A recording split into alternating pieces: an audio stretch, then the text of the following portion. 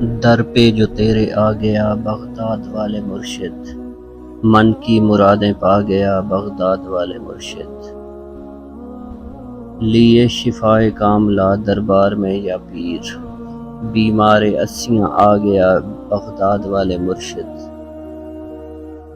جو کوئی تیرا بخت در پہ ہو گیا حاضر، تقدیر کو چمکا گیا بغداد والے مرشد، دنیا کے جھنجھٹ سے نکل کے تیرے قدموں میں جو آ گیا سو پا گیا بغداد والے مرشد، اے کاش پھر آ کر کہے دربار میں عطار، بغداد میں پھر آ گیا بغداد والے مرشد۔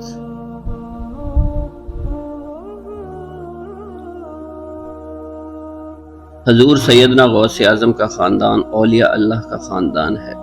آپ کے نانا جان، دادا جان، والد ماجد، والدہ ماجدہ، پھوپھی، بھائی، صاحبگان سب اولیاء اللہ ہوئے اور تمام حضرات صاحب کشف و کرامات تھے۔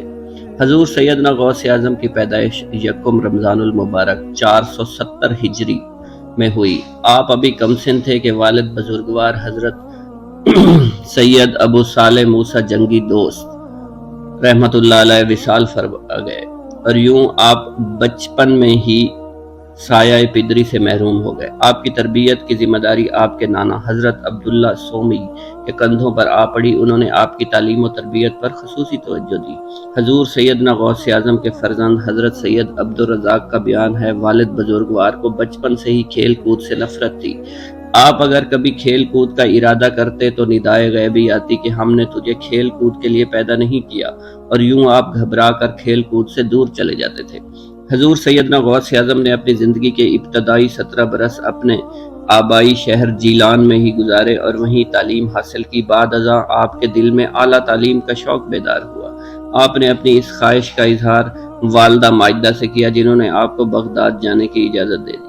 حضور سیدنا غوث اعظم بغداد آمد کے بعد حضرت شیخ حماد بن دباس کی خدمت میں حاضر ہوئے، جن کا شمار نابغہ روزگار اولیاء اللہ میں ہوتا تھا، اور بغداد کے قرب و جوار میں ان کا شہرہ تھا۔ بغداد کے بے شمار اولیاء نے انہی سے فیض حاصل کیا تھا۔ آپ کا قیام بغداد شریف کے محلہ مظفریہ میں رہا۔ آپ تعلیم سے فراغت کے بعد حضرت شیخ حماد بن دباس کی محفل میں شریک ہو جاتے، ان سے روحانی فیوض و برکات حاصل کرتے۔ بغداد میں آپ نے مختلف علوم پر دسترس حاصل کی۔ اس وقت بغداد میں موجود تمام اکابر علماء عظام کی صحبتوں سے بھرپور فیض حاصل کیا۔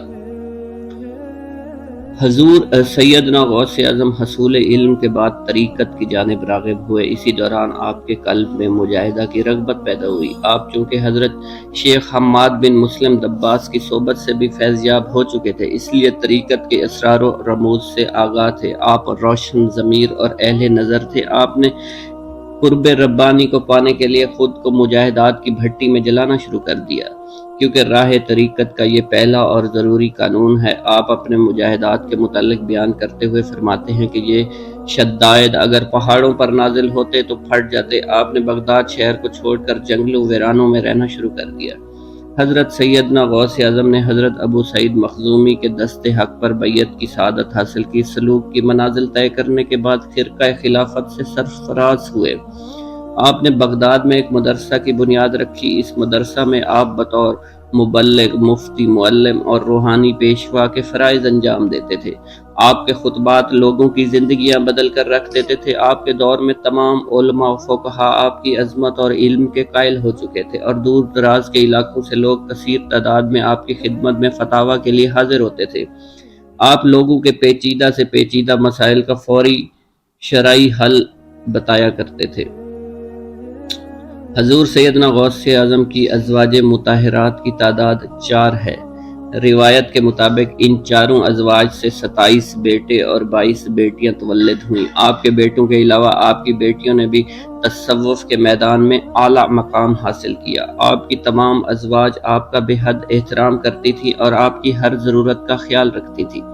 آپ اپنی بیویوں کا خاص خیال رکھتے تھے اور اپنے ذمہ ان کے واجب ادا حقوق میں کبھی کوتاہی نہیں کرتے تھے۔ حضور سیدنا غوث اعظم کی عمر مبارک 91 برس ہو چکی تھی۔ آپ نے اپنے گھر والوں کو اپنے وصال کی خبر دی تو سب کی آنکھوں سے آنسو جاری ہو گئے۔